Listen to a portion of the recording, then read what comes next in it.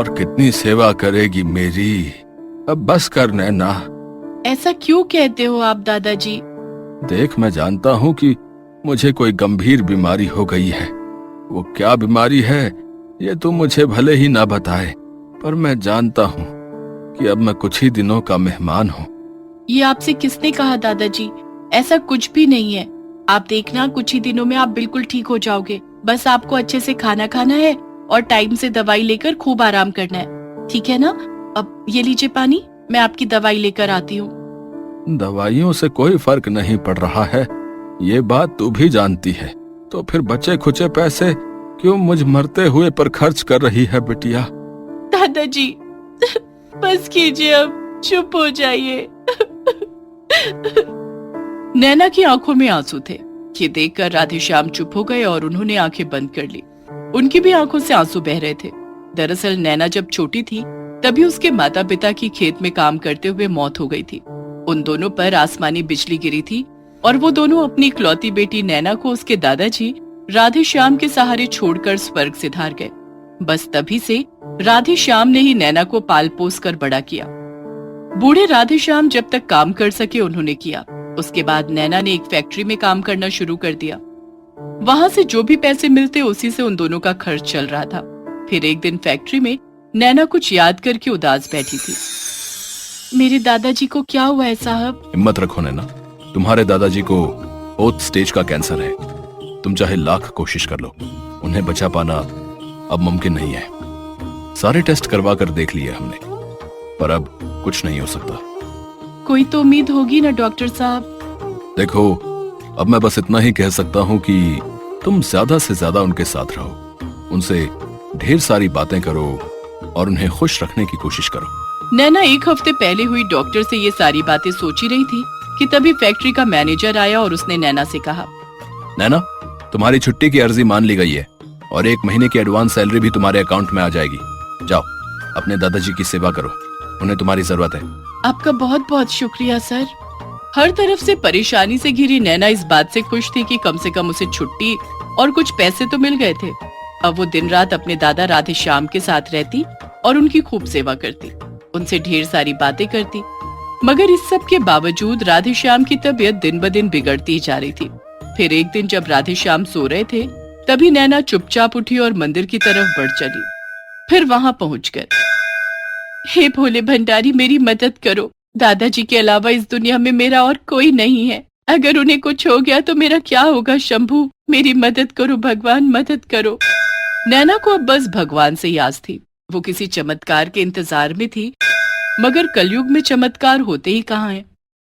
नैना आंसू पोंछकर घर की तरफ चल दी।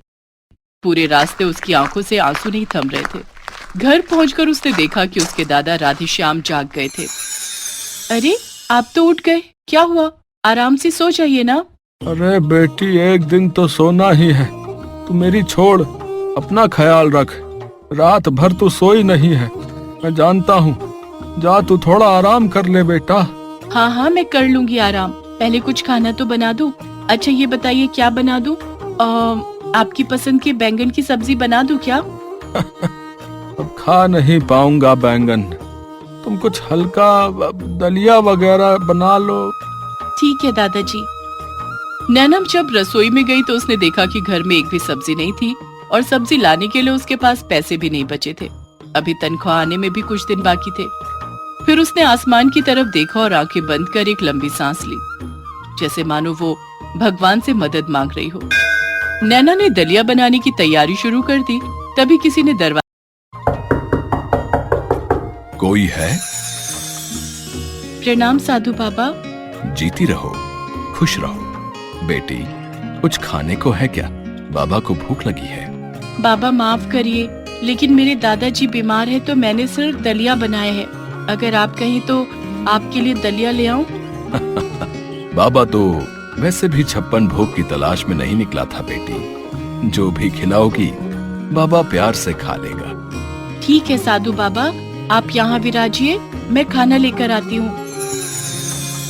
इतना कहकर नैना ने जमीन पर एक चादर बिछाई और साधु बाबा को वहाँ बिठा दिया और रसोई की तरफ चली गई। उधर साधु बाबा राधेश्याम के पास गए। उन्होंने राधेश्याम के सिर पर हाथ रखते हुए कहा, हिम्मत मत हारो बेटा, मैं आ गया हूँ, सब ठीक हो जाएगा। तुम बहुत भाग्यशाली हो जो तुम्हें इतनी अच्छी पोती मिली है। मुझे माफ कर देना साधु बाबा, इस दलिया के अलावा ना तो मेरे पास कुछ है और ना ही मैं कुछ और बना सकी। वो असल में। कोई बात नहीं बेटी, बाबा के लिए इतना ही बहुत है। इतना कहकर बाबा दलिया खाने लगे। उधर नैना अपने हाथ से अपने दादाजी को दलिया खिला रही थी। राधे श्याम बस एक टक बाबा को ही देखे जा रहे थे। थोड़ी देर बाद बाबा उठे और नैना से बोले, बेटी ये लो, ये एक बैंगन मिला था मुझे कहीं से। तुम्हारे बाबा को बैंगन बहुत पसंद है ना, तो शाम को इसमें से आधा बैंगन पकाकर इन्हें खिला देना और आधा अपने घर के बाहर जमीन में गाड़ देना, ठीक है? अब मैं चलता हूँ। बाबा की बात सुनकर नैना हैरान थी। उसे लगा कि राधे श्याम ने बाबा को बताया है कि उन्हें बैंगन बहुत पसंद है, लेकिन ऐसा था नहीं। वो बैंगन काफी बड़ा था। नैना ने शाम को उस बैंगन के 2 हिस्से किए, जिसमें से एक हिस्सा उसने जमीन में गाड़ दिया और दूसरे हिस्से की सब्जी बना ली। और फिर, लो दादाजी, बना दी मैंने आपकी पसंद की बैंगन की सब्जी। राधे श्याम और नैना ने मिलकर बड़े ही मन से बैंगन की सब्जी और रोटियां खाई। राधे श्याम को बैंगन बहुत पसंद थे, इसलिए खाना खाकर उनके चेहरे पर उस दिन अलग ही चमक थी। फिर अगली सुबह जब नैना उठी और जमीन में गड़े बैंगन को पानी देने गई, तो उसने देखा कि उस जगह पर बैंगन का एक छोटा सा पौधा उगाया था और तो और उसमें 2 बड़े-बड़े बैंगन भी लगे हुए थे। नैना ये देखकर हैरान रह गई। उसने फौरन दोनों बैंगन तोड़ लिए और फिर उसने एक बैंगन वापस जमीन में गाड़ दिया और दूसरे बैंगन को अपने साथ रसोई में ले गई। जैसे ही नैना रसोई में आई तो उसके होश उड़ गए, क्योंकि वहाँ उसके दादाजी खुद चाय बना रहे थे। वो लाठी के सहारे खड़े हुए थे। अरे अरे अरे, क्या कर रहे दादाजी? आपको जो चाहिए मुझे बोलिए ना। 1 मिनट, आप खुद से यहाँ तक आ गए? हाँ बेटी, पता नहीं रात में क्या जादू हुआ। खाना खाने के बाद मेरी आंख लग गई और फिर जब मैं सुबह उठा तो बहुत ही बेहतर लगा मुझे। देखो, अब मैं थोड़ा थोड़ा चलने भी लगा हूँ। अरे वाह, ये तो कमाल हो गया। अच्छा दादाजी, ये बताइए, आज बैंगन का भरता खाएंगे?